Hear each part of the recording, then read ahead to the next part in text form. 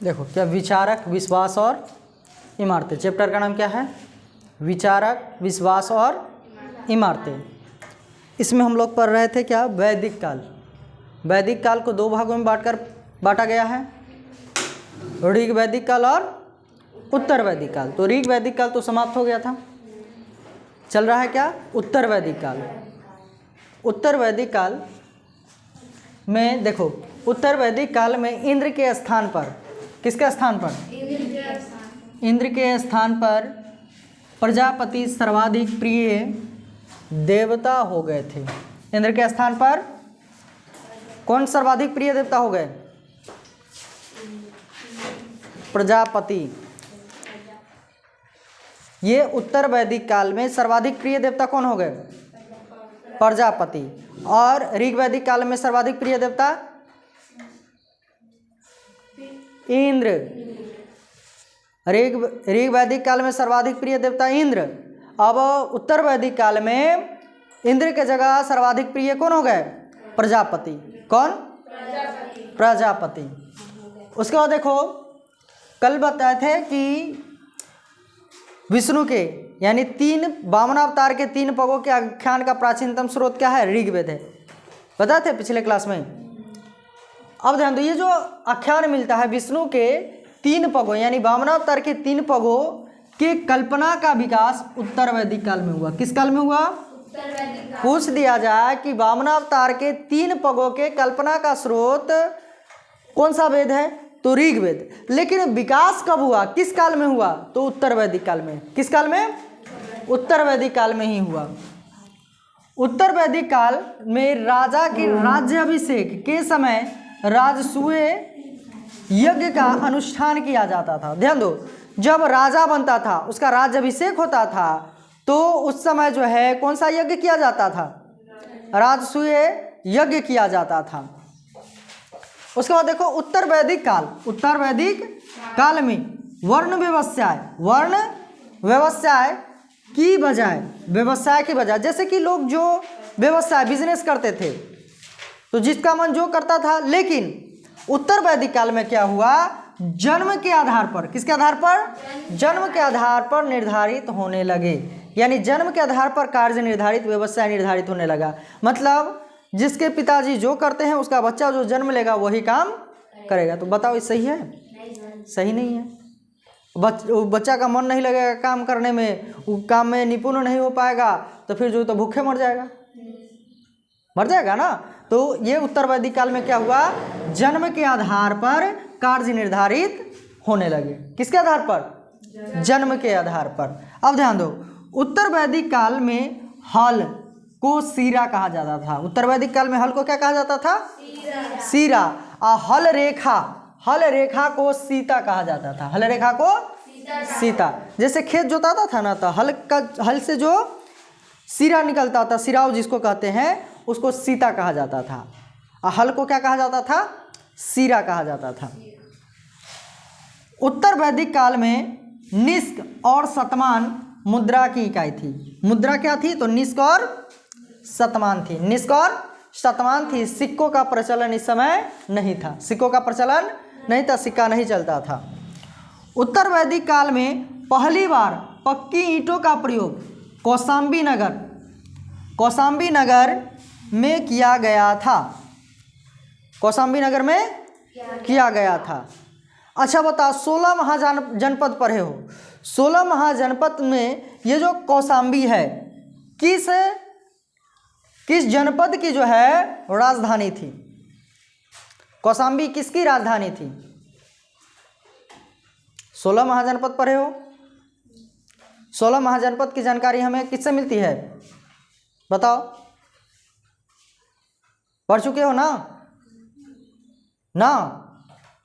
बड़ी मार मारेंगे, पिटाई लगेगी।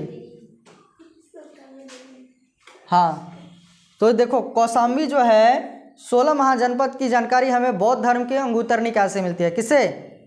बौद्ध धर्म के अंगुत्तर निकाय से।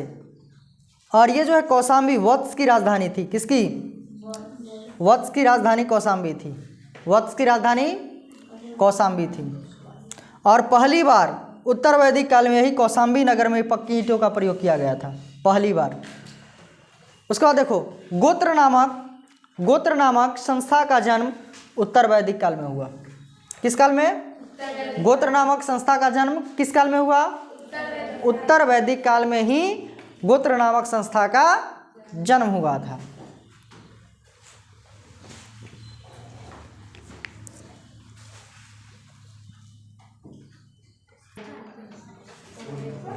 देखो ऋग्वेद का विकास जो है ऋग्वैदिक काल में हुआ था, यानी 1500 से 1000 ईसा पूर्व के बीच उसका संकलन हुआ। और सामवेद, यजुर्वेद, सामवेद और अथर्ववेद, यजुर्वेद, सामवेद और अथर्ववेद का संकलन जो है उत्तर वैदिक काल में हुआ। किस काल में? उत्तर वैदिक काल में, यानी 1000 से 600 ईसा पूर्व के बीच हुआ था, इसलिए इसे उत्तर वैदिक काल कहा जाता है। तो इसमें किसका विकास हुआ? यजुर्वेद, सामवेद और अथर्ववेद। तो देखो अब इसमें पढ़ लेते हैं यजुर्वेद को।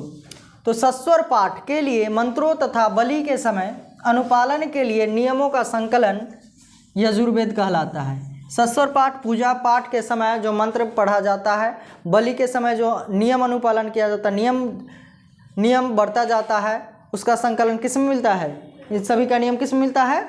यजुर्वेद में मिलता है। अब ध्यान दो, यजुर्वेद के पाठकर्ता को अधार्यु कहते हैं। यजुर्वेद को के पढ़ने वाले को क्या कहते हैं? अधार्यु कहते हैं। यजुर्वेद में यज्ञों के नियम एवं विधि विधान का संकलन मिलता है। यज्ञ जो होता है, यज्ञ होता है ना, तो यज्ञ का नियम किस में मिलता है? किस वेद में? यजुर्वेद में। किस में? यजुर्वेद में। यजुर्वेद में बलिदान विधि का भी वर्णन है। किसका? बलिदान विधि का भी वर्णन मिलता है। बलिदान विधि का वर्णन किस में मिलता है? यजुर्वेद में। यह एक ऐसा वेद है जो गद्य एवं पद दोनों में है। गद्य एवं पद दोनों में है। कौन सा वेद? यजुर्वेद। गद्य का मतलब क्या है? कहानी के रूप में, और पद्य का मतलब क्या है? कविता के रूप में। तो कहानी और कविता दोनों रूप में मिलता है। कौन सा वेद? यजुर्वेद। उसके बाद आता है सामवेद। क्या है? सामवेद।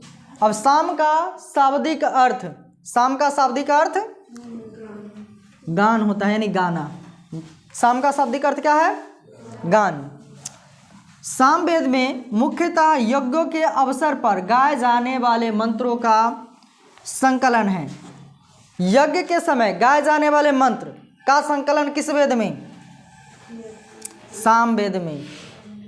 यज्ञों के समय गाए जाने वाले मंत्रों का संकलन किस वेद में है? सामवेद में है। सामवेद के पाठकर्ता को उद्धात्री कहते हैं। सामवेद के पढ़ने वालों को क्या कहते हैं? उद्धात्री कहते हैं।